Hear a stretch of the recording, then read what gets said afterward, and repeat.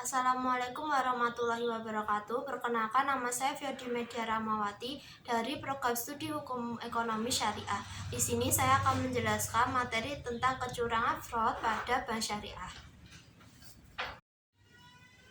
Yang pertama, pengertian fraud.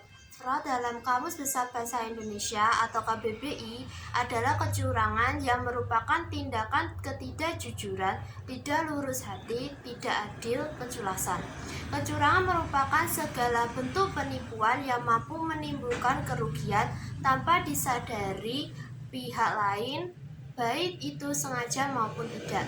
Dalam pengertian di atas menarik kesimpulan bahwa fraud atau kecurangan dan korupsi tidak sama. Yang membedakan yaitu kecurangan memiliki cabang dan ranting, sedangkan korupsi hanya bagian dari kecurangan. Penipuan adalah tindakan tercela yang dilihat dari aspek religius dan keanekaragaman. Tindakan seperti itu tampak negatif bagi pihak lain dalam aspek hal keuangan. Bank syariah. Pertama, pemanipulasian laporan keuangan oleh mudharib. Permasalahan dalam bentuk fraud yang terjadi di akad ini adalah justru mudharib menyalahgunakan kepercayaan yang diberikan oleh sahibul ma'al dengan memanipulasi laporan keuangan atau penghasilan yang didapatkan, sehingga dampaknya dapat menimbulkan kerugian salah satu pihak, yakni bank syariah. Yang kedua, kerjasama antara karyawan bank syariah dengan nasabah. Seorang nasabah yang melibatkan orang perbankan untuk melakukan kecurangan merupakan salah satu bentuk kejahatan yang masih memungkinkan terjadi di dalam operasional perbankan syariah. Mereka bisa saja melakukan transaksi-transaksi fiktif dengan unsur kesengajaan. Yang ketiga, faktor-faktor penyebab fraud. Faktor-faktor yang menyebabkan terjadinya fraud meliputi yang pertama, keserakahan, berkaitan dengan adanya perilaku serakah yang secara potensial ada di dalam diri setiap orang. Yang kedua, kesempatan, berkaitan dengan keadaan organisasi atau instansi atau masyarakat yang sedemikian rupa sehingga terbuka kesempatan bagi seseorang untuk melakukan kecurangan. Yang ketiga, kebutuhan, berkaitan dengan faktor-faktor yang dibutuhkan oleh individu-individu untuk menunjang hidupnya yang tidak wajar serta penuh dengan sikap konsumerisme dan selalu syarat kebutuhan yang tak pernah usai. Yang keempat, pengungkapan, berkaitan dengan tindakan atau konsekuensi yang dihadapi. Hukuman pada pelaku korupsi yang rendah tidak membuat jera sang pelaku maupun orang lain. Materi yang keempat, strategi anti fraud untuk bank umum dan sanksi yang dikenakan.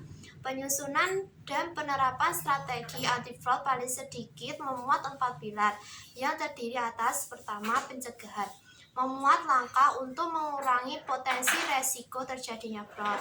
Yang paling sedikit mencakup kesadaran anti fraud, identifikasi kerawanan pada setiap aktivitas yang berpotensi merugikan bank, dan kebijakan mengenal pegawai sebagai upaya pengendalian dari aspek sumber daya manusia.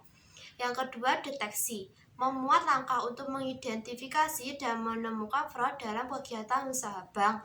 Yang paling sedikit mencakup kebijakan dan mekanisme penanganan pengaduan, pemeriksaan dadakan, dan sistem pengawasan. Yang ketiga, investigasi, pelaporan, dan sanksi.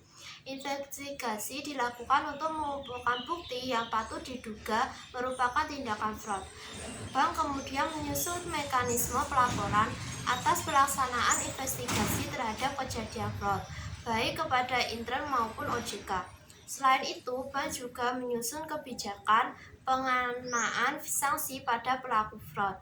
Yang paling sedikit memuat jenis sanksi sesuai pelanggaran yang dilakukan, mekanisme pengenaan sanksi, dan pihak yang berwenang mengenakan sanksi. Yang keempat, pemantauan, evaluasi, dan tindak lanjut. Pilar yang mencakup pemantauan tindak lanjut terhadap fraud dan pemeliharaan data kejadian fraud sebagai alat bantu evaluasi. Berdasarkan hasil evaluasi, bank menyusun mekanisme tindak lanjut untuk memperbaiki kelemahan dan memperkuat sistem pengendalian intern untuk mencegah fraud terulang kembali. Sanksi yang dapat dikenakan yakni sanksi administratif. Bank wajib menyampaikan laporan penerapan strategi anti fraud kepada OJK setiap semester untuk posisi akhir bulan Juni dan akhir bulan Desember. Paling lambat tanggal 15 bulan berikutnya setelah akhir bulan pelaporan.